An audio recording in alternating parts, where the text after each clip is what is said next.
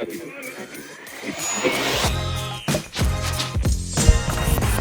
know what I mean? Welcome to the You Know What I Mean podcast. My name is Fred Hulu. I'm founder and CEO of Vagaro. And I have with me here Steve Griffey. How you doing, Steve? I'm good. I'm real good. After last night's game, that was a blast. That was good times. Yeah. Steve is CEO of SBJC. You've been with SBJC for how long now? Salons by JC. We've been with them for 24 years now. 24 years. Yeah.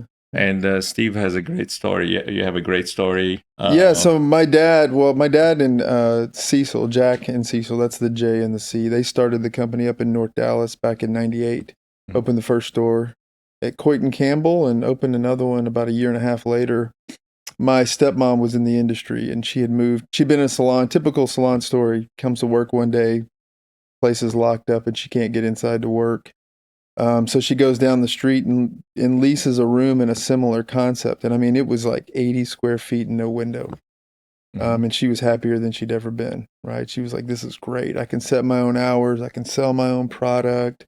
I can come to work if I want to or not, lock the door and leave for a week. It didn't matter. She was happy.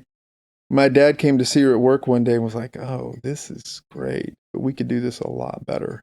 So the wheels started turning and, it's a funny story. You know, he started putting the plan together and he talked to Cecil, who they ran a big region for a retail chain out of Dallas. And he said, yeah, Cecil, if he wanted to get into the salon industry with them. And Cecil was like, I don't know anything about salons. I'll pass. But as Cecil used to tell the story, he goes down to Miami. And Miami was a tough city. You know, turnover with staff, shrinkage was bad. It was a rough time just for retail in general. And he had a store manager quit on him and he called my dad and he was like, are you still doing the salon thing, man? Where's that at right now? So then it was off to the races. You know, 98, they opened the first store, opened another one about a year and a half later.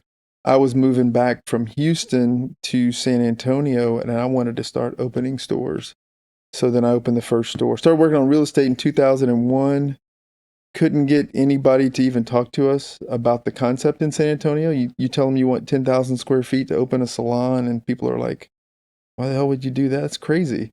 But sadly, 9/11 happened. That kind of changed the game. People became more interested in just signing leases with anything they could get done. And we signed that lease in October of 2001 and opened in May of 2002. And, you know, I've opened another 12 stores and then started the franchise company. And now we've got over 170 stores. So yeah. Your mom is the inventor of the whole salon suite, kind of? Oh, yeah, my stepmom, she moved into a salon suite. So she was working one, like a similar concept to ours. You know, Dallas is probably ground zero for the salon suite world. Like right now in Dallas, if I told you there was 500 salon suites, it's probably right.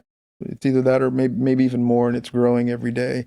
So that's ground zero for it. And a lot of the early salons were really just rooms in a repurposed building. You know, you had the SNL crash that happened in the 80s, and it left a lot of vacant real estate that people didn't know what to do with. So people started trying to get creative on ways they could do new things with it, and the salon suite industry is born. But it didn't have any kind of it didn't have a customer service element to it. My dad and Cecil always wanted to create a salon that was just so important in the way that we delivered on customer service that if a Salons by JC opened up in your market, it became the place to be. That's where you're going to go and change your whole trajectory of your career because it would be such a meaningful place on customer service. Now that's changed. Customer service still matters. It's the backbone of what we do. But this partnership with Vagaro is kind of that digital backbone that is where you can really, I think, you know, Emma always talks about it as a digital amenity. We can bring that type of technology, powerful technology to the benefit of our salon owners and integrate it. So. Yeah, on customer service, I think you guys are one of the few, if not the only ones that have a concierge at every location. Yeah. Oh, you're the only ones. Yeah. And that's really kind of, would you say, that sets you apart from It's a huge differentiator, yeah, for sure. And what does a concierge do that, you know? It's a good question. So our concierge manager is there to essentially take care of our customers, which are our salon owners, the people that rent the rooms from us. So of course they're there to help them with the leasing process and help them get their business set up. They take care of the facility. We have a lot of, obviously all the customers that come in, that's their first point of contact is our concierge managers that's at the front. So they welcome guests into the building. They'll take them back to the room. They'll get them coffee. They'll get them water, all of that fun stuff. So it's really a hands-on customer service experience that we can deliver to the benefit of our salon owners. It elevates the experience compared to any other salon suite that they would go to. And you think about it, if you're the very best salon owner in your market, you have an expectation of customer service that's very high. And your customers walking into a cold building and punching it at a directory and nobody's around to help them is not really an extension of that great customer service, right? So that's why the concierge manager is so important. And then now, again, with the Vagaro, they're going to be there to help them kind of onboard into that process, because technology in the booking world is, we're starting to get a generation that's sub 30 that are digital natives onto the booking software, and that's great. That's a huge part of the business, but there's still a lot of fantastic people that are 30 and older that have a lot of learning and adoption that they need to get into, and the concierge manager is there to help them with that. That's awesome. It's big, yeah. So I always wondered about this because I have kids myself, and I always wonder, are my kids going to be in the business or at least take over the business? You've done something where you actually took over the business from your dad. Yeah. Which is amazing. And your dad's retired right now. When we got into, so I was down in San Antonio opening stores. My dad did move eventually to San Antonio and he was around, and certainly a part of some of those store openings that we did, but not super active. And then when we started the franchise and it got really big, we had sold in the course of about 18 months the rights to do almost 400 stores. There's a whole story behind that with the SBA when it went away, but nonetheless, it was all hands on deck. He had to come in and really help with real estate around the country. Cecil was involved on the construction side. You've met Drew. We brought Drew in to help with operations. It was, it was like a 4-alarm fire, just trying to manage and wrangle. And it's running a new business. We knew how to open salon suites well, but running a franchise is a whole completely new business that we had to learn how to support franchisees all over the country, find real estate, get construction done, lease rooms, take care of salon owners, and continue to scale and grow, because a lot of them had development agreements in these different markets. So. All right, so you took over your dad's business. Yeah. You're a girl dad. You have 4 daughters. I'm a girl dad, yeah. Right? Yeah. And some are in college. Yeah. Some are about to be in college. Yeah, I've got one that's she's in law school at Baylor. I've got a junior that's at UT. I've got a freshman in the commercial flight program at Auburn. And then I've got a freshman in high school. So yeah, girl dad. Big time. Which one plays golf right now? Oh, my freshman in high school. Yeah, she's at the state championship right now. Not for her individually, but for the team. So she's competing today. Yep. Yeah. And you told me last night one of them is kind of interested in, she already wants to get in the business, and how do you feel about that? I don't know. I mean, I'm excited. She loves the business. We talk the business every time we're together. She's got a lot of passion for it. She's also the one in law school. So who knows where that ends up, really. She knows the expectation is that you're going to go outside and go kind of hang some skins, as we call it. You're going to have a little bit of a career, bring some value back to us, right? I agree. I keep thinking like that was my kids. I don't mind them maybe starting their career here, but I still feel like they should go out and learn new stuff and explore stuff. And our company is not as big as Vagaro. Vagaro's got a lot of places your kids can kind of land and go and learn the business in a lot of different ways. Ours is much smaller. We really need them to get that outside experience so that we can be the best company. They can bring other expertise, other just views on business and how we do it. Although my daughter seems to have a lot of opinions about how we do it, especially when it comes to social media and things like that. So, yeah. So I commend you. I mean, you did a partnership with us, which thank you for that. Yeah, it's been great. I just commend you overall for thinking out of the box. I mean, we deal with a lot of salon suites, and it's kind of nice to see the stuff you guys are thinking about, and how you're trying to differentiate yourself from I don't know if the competition. How do you feel? Do you feel like your industry, is it about competition, or is it mostly there's room for everybody, to play in? Yeah, that's a good question. That's a great question. I think there is a lot of room in the salon suite space for different levels of experience, depending on where people are at in their career and what they're looking for. We've always kind of held true to like that mission that my dad and Cecil had, which was to just create the premium experience. We are the last of the national salon suites that isn't owned by like private equity wholly. So we have a lot of flexibility to kind of do different things and to move quickly. And we've got great franchisees across the country that are really supportive of things like this partnership, like we have with you guys with Vagaro. But this was a huge piece of it. I mean, we looked out into the marketplace and you see all the other salon suites kind of just trying to check a box with offering some sort of software for booking, but not something that they were really trying to bring as, again, I keep using that word, that digital amenity to the benefit of the salon owner. They don't have time to slow down to really engage in meaningful education that's going to help them make their business better. So the way we look at it is you bring something as powerful as Vagaro to their front door and teach them how to use it. That alone is going to kind of check that box for them moving their business to the next level. Yeah. Because Vagaro is such an amazing, powerful tool. It's intuitive. It's intuitive as far as how you use it. It's fantastic. So it's the best in class with the best in class, and it's just a great partnership for us. So we're super excited. Totally agree. And it's all about giving them the tools that really matter, right? Like, I feel like a lot of people,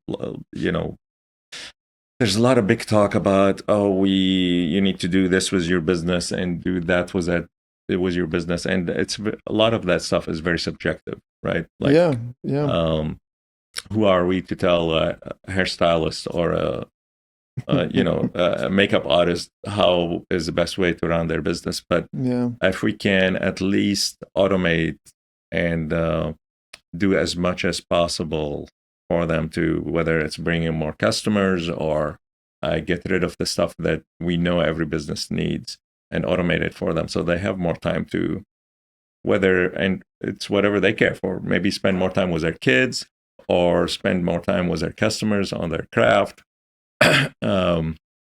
And eliminate the other noise that comes with running a business, Yeah, I mean, it's the way that salon industry works is they only make money when they're standing behind the chair or they're doing a service. So any time that they spend calling, texting, any of that stuff is really taking away from where they could be spending their time making money. So a tool like Vagaro really checks a lot of boxes for them to be able to have more time behind the chair, get the most value out of their day and not have to spend so much time. I mean, we've seen it so many times where they would go into the break room, they would open up their book, and then they just start making phone calls and scheduling people and confirming appointments and all the, important things that you have to do as a salon owner. But now you can have technology that's going to do that for you, which is, we want them to lean into that. So. It's funny, when I started my business, my sister-in-law was my first customer. And I was asking her, what is it that you need? And she's like, well, I call my customers every night before the day of the appointments to confirm that they're going to show up. Yeah. And she's like, that takes me hours. And I can't just call and ask them, hey, are you showing up tomorrow? And just hang out, right? We wound up talking about the kids and blah, blah, blah. Oh, and it just took on 4 hours. That's stressing me out even thinking about every night. Yeah. And I'm thinking to myself, the customers probably didn't want to get that phone call. They probably didn't want to get that phone call either or have to. So both parties are sitting in this awkward moment having this conversation that they probably would rather just not have. Sure. And just, I'm sure they appreciated the reminder, but, so the fact that Vagaro could help And that's one of the first things we've done. You could immediately see a change on how she ran her business. I had one customer tell me, she called me frantic to sign up with us, and I'm like, you can tell she's very urgent. I'm like, look, I've heard about you guys for a while. That's when we first started. Yeah. And I've been hesitant about signing up, but the other day my customer calls to book an appointment, and I have my 2-year-old daughter that I'm watching, and she almost fell down the stairs because I couldn't pay attention to her while I'm trying to talk to her about booking the appointment and flipping through my book and so on. Yeah. And that's when I realized I just can't be doing this anymore. I need to spend time with my kid. I have to sign up with you guys. And she's still with us, by the way, till now. She's got multiple locations now, which is kind of great, on Vagaro. Yeah, it's a game changer for them. It really is. I mean, it's a slow kind of process for adoption sometimes because we still have a lot of great people on pen and paper that we have to kind of educate on how to use it. And stories like what you just told are experiences that a lot of them have probably had, getting phone calls at awkward moments, but they know they got to confirm or get somebody booked. And, trying to get people away from that. I mean, I've seen so many salon owners over the years just wandering the halls, literally wringing their hands because they've lost their book. Yeah. They lost their entire book, and they're like, I don't even know who's coming in today or when they're coming in or what services I'm doing or what product that I need to have to do the services that are coming in today. And it's like, oh my goodness gracious. And your heart breaks for them because they're smart. They work hard. The only way they can make, money is in, when somebody's in that chair, and when their time's being wasted, just standing in the hallways, waiting to see who's going to show up it's frustrating. Yeah. Absolutely. So, yeah. So tell me, what is it, you guys have done really well. The industry as a whole has been a change between COVID till now. COVID created a big boom for salon suites, right? That's right. Because there was this need for isolation. People felt safer going to a salon suite versus a salon that has multiple people in it. That's right. And what happened since then? And where do you see the industry going forward? Yeah, that's a good question. So yeah, COVID happened. It drove people into the rooms for what they were perceived was a safer environment. Demand was probably outstripped supply, so naturally prices increased for rooms. A lot of salon owners kind of got into the business and started building new salon suites. Interest rates went crazy. Construction prices went nuts. And now you kind of get to the end of like 23, and the construction was starting to slow down, and then the price point was starting to soften, right? So we saw demand kind of decrease for rooms at those prices. I don't think room demand decreases, just the price really got kind of soft. So we saw it across the industry from probably Q4 2023 to middle of 2024, where occupancy started to decline. And then, of course, you throw in the fact that it was a wacky election year and continues to be probably a little bit wacky. And so there's a lot of uncertainty about the economy. So we've had to kind of, in some areas, we've had to retreat on pricing a little bit, but I don't think that the demand for salon suites is going to decrease anytime soon because it's still a fantastic business model for people that really want to get into the business and kind of own their career. Now, that said, there hasn't been a lot of construction. I mean, there's still salons. We're still getting salons open. There's still salon suites opening all over the country. But the rate of it is decreasing dramatically because of all those economic factors. It's kind of like the economy right now, too, because a lot of developers that build shopping centers and apartments and hotels and all that stuff, everybody kind of put a pin in every project because construction prices and interest rates are so high. Some of it's starting to bubble back up. People get used to interest rates. Progress still happens. But that's also going to come to bear on the market too, because if you don't have a lot of new shopping centers opening up, there's not a lot of opportunities to open salon suites. So we have to get creative. And, there are places and ways that we can still find opportunities to grow. And we'll probably have to adapt our model a little bit over the next couple of years because I don't think any of this is just going to change and get back to like 2021 kind of demand again. So anyway, it's an interesting time. 2021 was just an off year for everybody, just about Yeah. every industry. A lot of people did really well during the stock market. Everything was doing really Yeah, I good. mean, if you were selling I tell people a business or a canoe, or it didn't matter what it Yeah, it was, didn't like matter you what you're selling. could, yeah, you look like a genius. Yeah. You know, And I feel like now things are going kind of back almost to normal. I think that's right. Yeah, Yeah, the tariff throwing a wrench and stuff right now, but that's another story. yeah. So what do you tell somebody who's interested to become a franchisee? What's the strategy? Yeah. You know, like Yeah. how do you, coach them about what's a good, how do you do it? Where do you open up your place? Where do you start? How much money do you need to start a business like that? Yeah, that's a good question. Right now with Salon Suites, it's a great time to get into it because the construction's been so slow on new Salon Suites. So obviously, if you can get in now, or you can buy an existing store now, or whatever you can do to kind of get in the game, it's a good time to do it, because we'll get back to where demand and room availability, supply is going to be pretty equal, which is a great place to be.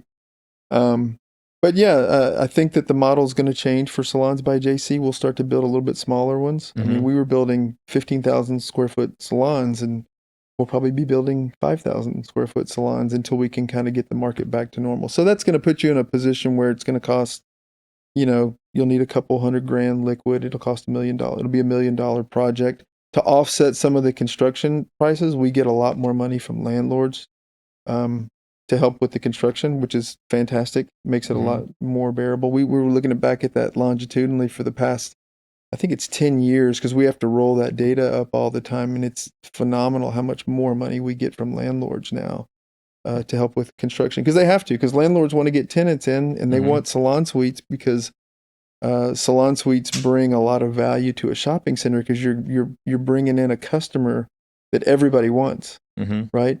It's women customer that that are shopping and doing other things. A lot of them have a lot of money, so it's a great customer for these shopping centers. So it's a great time. It's always a good time to get into the salon suite industry. And the longer the lease, the cheaper the construction cost is. That's right. That you can pay for it for a much longer period. Yeah, we usually do 10-year leases. 10-year leases. We have started to do even 11 and 12-year leases, because we like to get all of the expense out of the first couple of years. So if we can get free rent or half rent for the first year or two while you fill the salon up, and then it makes it a lot easier to have your cash, not have any stress on your cash flow. Yep. So, yeah. Markets. What's the best markets for salon suites?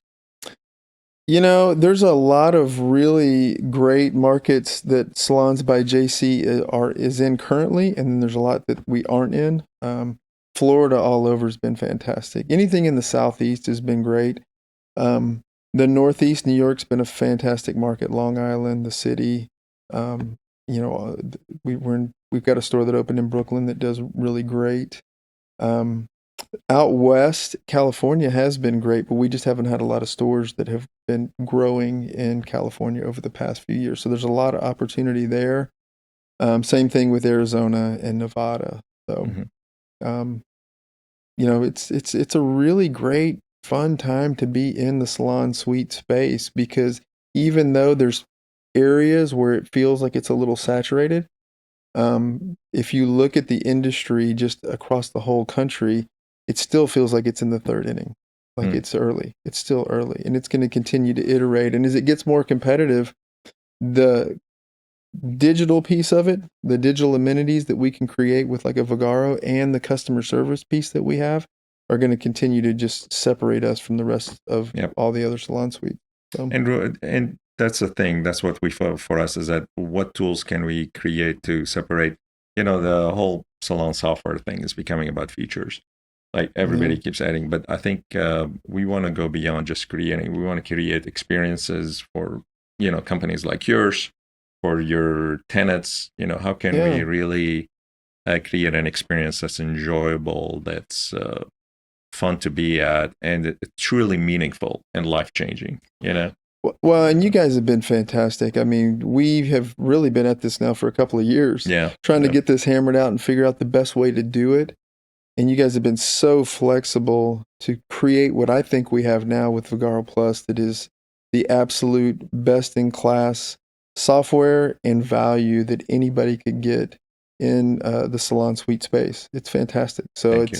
but it's I'm taking you blushing. guys, huh? I'm blushing. Well, you should be blushing, man. You've got an amazing team. You got an amazing company, and it's really been fantastic for us to get to work with you guys and partner Thank you. on Same this. for you. Yeah. Same for you. It's Been been a great. great partnership, hopefully, for many years to come. years to come. Yeah, yeah. Talking about that, we talked about it a little bit last night. And where do you see yourself in 10 years, you know?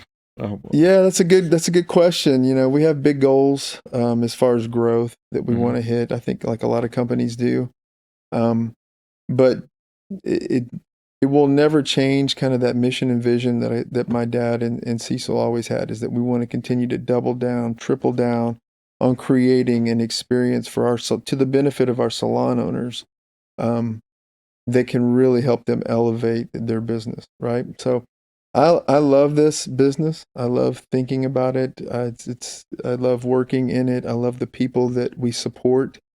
And I'll probably be doing this 5 years and 10 years from now. I love it that much. And then of course, like, you know, we talked about with our kids, they have aspirations to maybe one day be a part of it. Cecil's son, Austin, came to us straight out of college. It's been almost 10 years ago, I think now.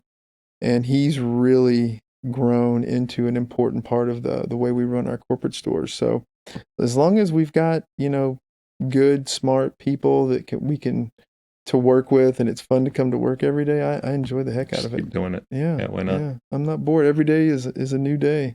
So, what's the best decision you made for your business? Yeah, it's a good question. I think that when in the early days after I had opened the first store in San Antonio, we were always trying to figure out ways to kind of tweak the model, and do we want to kind of chase what the market was doing, which was going away from the customer service piece of it. And we built a salon in San Antonio that didn't have really a forward-facing office. And just to see what it would be like. It didn't take that customer service element out. It just changed it to where if we wanted to take it out, we could. And we realized pretty quickly that we want to be just forward facing with the customer service piece of it. And the way that we had built that salon was not the best version of it, which continues to be a lot of the testing ground is our corporate stores. Anything that we do franchise wide, we run it through our corporate, you know, stores to make sure that it works well and work the bugs out and all that stuff. But really staying committed to that customer service piece was pretty substantial for us. Is a franchise model, is that unique to you guys, or everybody pretty much is doing it this way? So all the major players but one franchise. There's only one that's out there that corporately owned, and it's owned by private equity. So we're the only ones though that have the full customer service piece of it. So. And I'm sorry, you called it your the one salon, the one that you guys own. What was the name? What did you call it? Oh, the Quarry Salon. The Quarry, the one where it's like owned by you guys. Where you test everything. I mean, that makes sense to me because we kind of did the same thing. We bought a salon, just so we could test our software on it and really feel the pain of what our customers going through. And you know, I not only became I became the owner of a salon, you know, and all the problems that a salon owner would go through, they became my problems, you know. And it was I'm like, okay, I can see how this is frustration. I can't believe we do this. I like had to go in quickly and change the software to make it easier to run a salon. So you adapted your software based on your experience owning a salon. I mean, first day of owning the salon, my salon manager came to me, was like a bunch of cash and checks. I'm like, what is this? She's like, we just collected, right? And we need to deposit it. I'm like, there's no way I'm going to go to the bank once a week to deposit all this money. Like, this is like, I don't have time for this. So that's when we added the rent collection feature, you know, so we can collect rent from the stylist, and made it automated, and we don't have to worry about it. And then the other thing, she had a note, they called it salon notes, and where instead of giving commission to the stylist for selling products, we would keep track of notes And at the end, depending on how much note they got, they can get like free products. Oh, so note was or- like a currency that you guys created. Yeah, like Okay. currency. And Yeah. apparently, it's not our invention. It wasn't that. Like a lot of salons do that. I didn't Huh. know that. Like it's stuff that I would have never realized. I'm like, well, can we just give them commission on the products and deduct the commission from the rent? So if a stylist is selling products Yeah. and she gets 10% commission, so it comes up to $100 at the end of the week, and her rent is $500, she's only paying us $400, and it's paid right away, and no one has to keep track of notes, on a piece of paper. Just stuff like that. Yeah. There's a lot of idiosyncrasies with the salon industry, right? Mhm. That until you get into it, you don't really think about. I mean, it's even like people don't really think about that on Sundays and Mondays, most salons are closed, right? Yeah. Which is, for whatever reason, I don't know why that is in the salon industry, but it is that way. It I just know. is that way. I would have, like, before I got in, I would have thought they'd all be open on Sunday, Yeah, right? yeah. That's when people are not working and they'd all want to go and get a haircut, Unless it's at the Um, mall. Yeah, most of them are closed. mhm. Yeah. Yep. Yeah. That is strange. That's a good point. Yeah, but that's great that you guys did that. I mean, Yeah. you learned so much.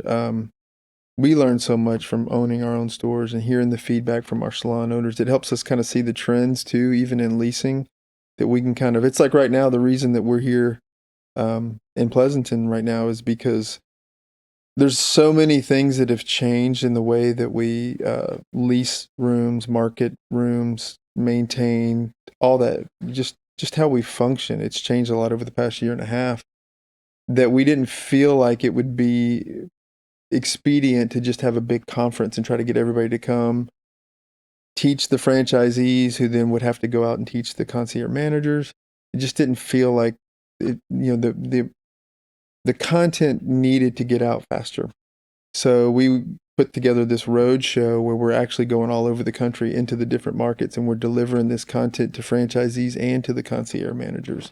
Because it's just too important. We want to make sure that we hit as many people as quick as we can with information that is very relevant to how they can function better in the different markets. So It's nice to be able to be with people again face to face. it's fantastic. It's so great. It's an art that got lost for a little while, but hopefully, it's just nice to see people are traveling again, to have face-to-face meetings. I mean, Zoom meetings are good, and it's important, and it's money saver, but there's nothing beats. It is good that we're more comfortable now with the Zoom meetings of things, but man, there's nothing better than the face-to-face, interaction. to get out in front of our franchisees and to give them a big hug, and then spend the whole day with them, just teaching them the details of how to run their salon well. I love that stuff, and that's the stuff that gets me up every morning. So. Especially our clients, hairstylists, they are face-to-face people. They're not sitting on Zoom and right? You still can't get a haircut at Amazon, so exactly. So you're meeting them where they are, where they want to be met. Right? What's the one piece of advice that you would give somebody starting a business? Yeah, it's a good question, and we have a lot of people at a lot of different levels that are starting businesses with us: salon owners, franchisees. But the concept, I think, is still the same, and I think it's that you really have to want to know the details of your business, right? And all the different levers that can make you successful. Get into the details of it. I think a lot of times people want to just skip steps and get right to some Instagram version of success that they've seen. And it's like, you got to get in there and get your hands dirty. Your story is amazing in terms of how you started and how you came up. And that didn't happen instantaneously, right? It's a lot of hard work. So I think that's probably the best thing I can tell people, is just be willing to kind of get in there and work hard and learn the business well, and don't expect necessarily that success is just going to always be overnight. It does happen. I mean, we certainly have salon owners and franchisees that come in and they just like a rocket ship, but that doesn't always happen. And the people that have the highest level of success that's sustained are the ones that can stay focused and they can stay consistent, and they're always looking for new ways to kind of grow and do their business better. So paying attention to details, right? It's just little stuff that Little makes the stuff. big stuff happen, right? For sure. Because like to build a car. I keep telling that to my employees. We all want the car that drives fast, Yeah. but that car is made out of bolts and screws and cylinders and a whole bunch of little parts that have to be put together. And if we don't spend the time to put all these parts together That's properly, well said. Yes. that car is not going to be drive fast. It's not going to be look great. It's going to make sound. So you can't ignore all the little details that makes that big, beautiful thing happen. And we all want to just get where the car is, And I think you have to be willing to be honest with yourself too, and take an inventory of like, am I built for this? Like, how am I gonna respond if it does get difficult? Yep. Like, what is the character of myself to be able to adjust to a situation that might be just hard. There's hard stuff that comes up in business all the time, as you well know, and it's the people that are willing to just kind of put their head down. Mm-hmm. Just keep plugging fighting along and attention to details, and success comes. Yeah. My dad he always felt like, I'm talking about my dad like he's passed. He is not. He's still alive. He still speaks this stuff well. But for him, there was like, failure was just really legitimately never an option. Mm-hmm. When they opened the first salon, he was like, look, there's always a price that we can lease these rooms up. I'm not going to lose money on it, right? I don't care if I have to charge people $100 a week to get the rooms. At least I'm going to get my money back out of it slowly. But and that kind of like, I'm not going to lose ever kind of attitude is really what you need to have to be a successful entrepreneur, I believe. So, yeah. So has there ever been a time where you said, I'm so tired, I just want to give up? Like, this is, I'm ready to retire. I've made enough. Not recently. I mean, COVID was hard, right? I mean, that happened and it was just so overwhelming. It went from a conversation with the franchisee in Houston because they shut down a part of the city or a mall. I forgot what it was at the time. And I was like, they're not, what do you mean? I couldn't even comprehend that we would shut the whole earth down. And then, you look up literally 2 weeks later and everything's shut down and we're sitting at home looking at each other like, what's about to happen? And so, yeah, I think you have some moments of it, but then it didn't take long for you to realize, all right, we got to get these salon owners back working because they need to make money. Yep. Right. So that was fleeting. I think the hardest part for me was really the family piece of it. My dad and I have a lot of big opinions about things, and there's probably been a couple of times where I may or may not have said, hey, I'm done. But I think that happens with family sometimes. You're passionate about the business and you want it to succeed. And anyway.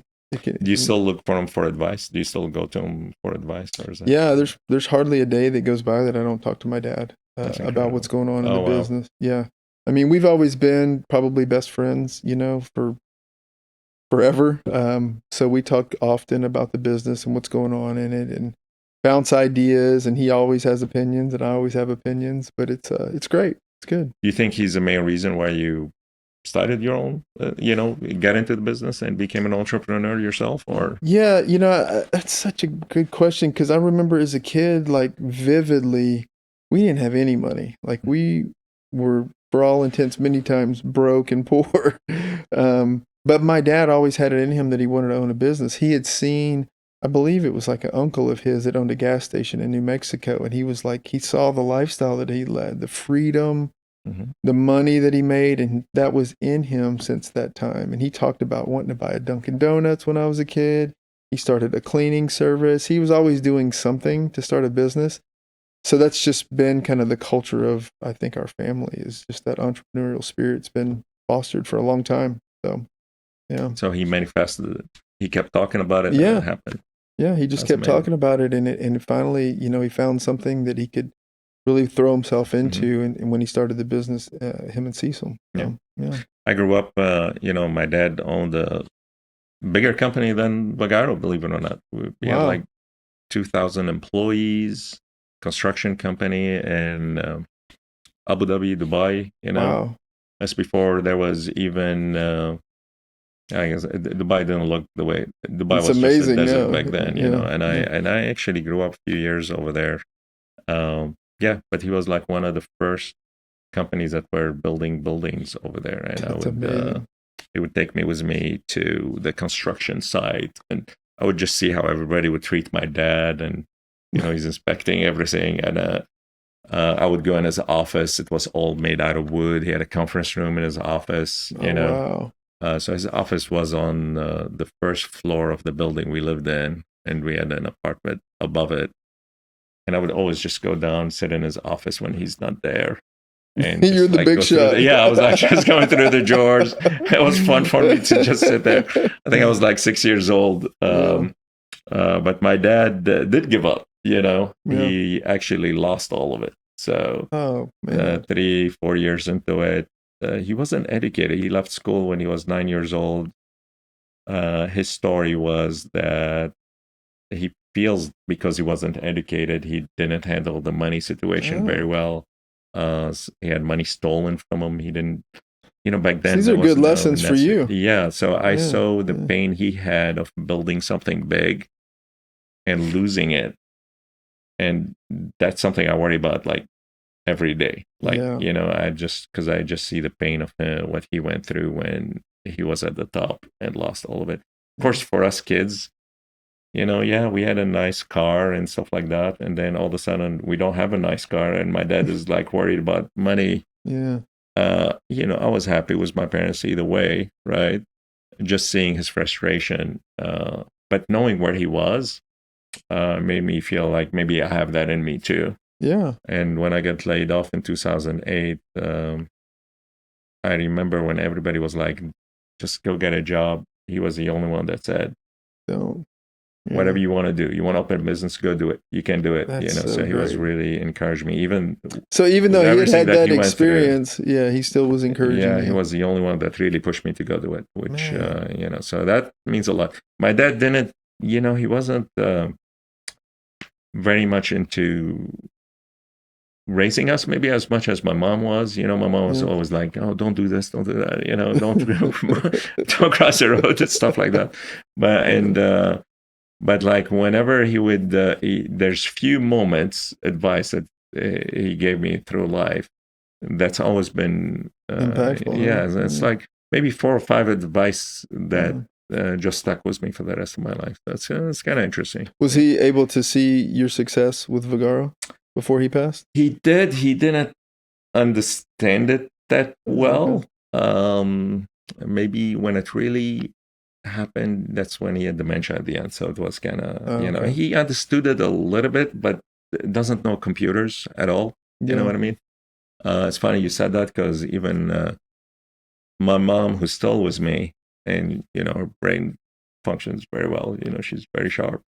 Still didn't understand until a couple of years ago. Some magazine in Lebanon wanted to write an article about me. Somehow they contacted me, and oh wow, I wrote an article about this Lebanese guy went to the U.S. and created a company, and I didn't think much of it.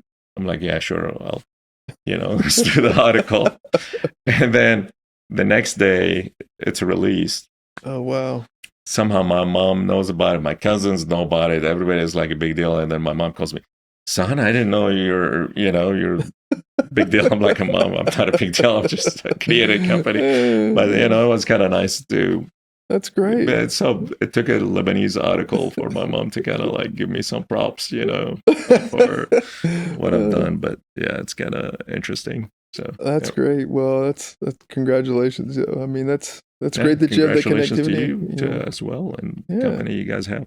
Thank you for coming and doing this. Hey, I got to be on the first one. This is great. You're on the first one, and we'll hopefully every April we seem to see you here in the office. We'll run it back in a year from now. Next one. Yeah. Love it. Fantastic. Thanks for having me on. Thank you. If you enjoyed the conversation, make sure to follow the show, leave a review, and share it with someone, if you know what I mean.